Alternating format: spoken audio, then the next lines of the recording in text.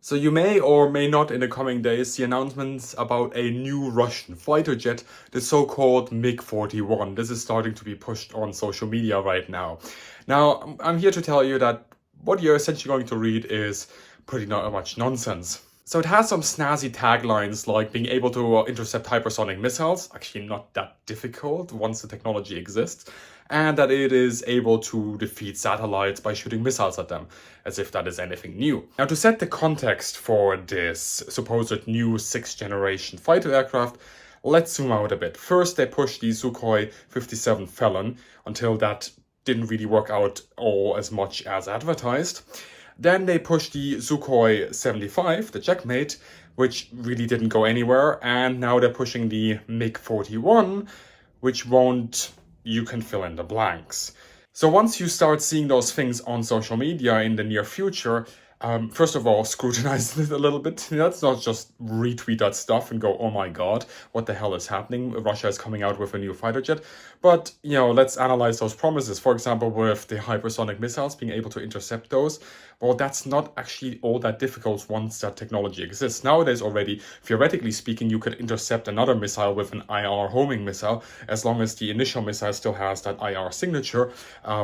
And you can fire any sort of missiles at another missile as long as you have a track and a lock on it. And that is essentially how cruise missiles are intercepted from the ground as well at this point. Of course, hypersonic missile mix it up a little bit with the speed that they have, but the technology is not all that different. Actually, I have a video about that here.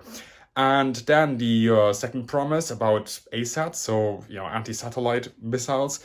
Well, we're going back to the 1970s, 1980s here with concepts. And yes, satellites have gained prominence recently because more people are talking about space power and so on.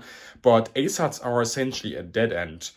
They're being developed to be a weapon in being rather than a weapon that is actually going to be used, because why would you shoot a missile at a satellite to then destroy that satellite, fracturing it into a million pieces that go at I don't know what sort of speeds and that hit any other object in that orbit or in any other orbit? If they go everywhere, and you're going to also endanger your own satellite. So shooting down a satellite is actually not that clever.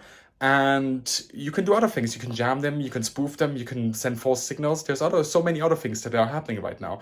It's almost as if someone of those, I don't know, troll farms or whatever are pushing this, sat down and was like, Comrade, how are we going to make promises for this fighter aircraft that are actually not yet disproven? Oh, well, I don't know, Comrade. Let's go back to ASAT, air and space power, thinking of the 1970s, and hope that people haven't caught up with it yet.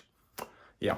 So again, if you're seeing this sort of stuff, scrutinize it a little bit more. Let's not just retweet that sort of stuff. And for the rest, you guys keep on being legends, and I'll catch you on the next one.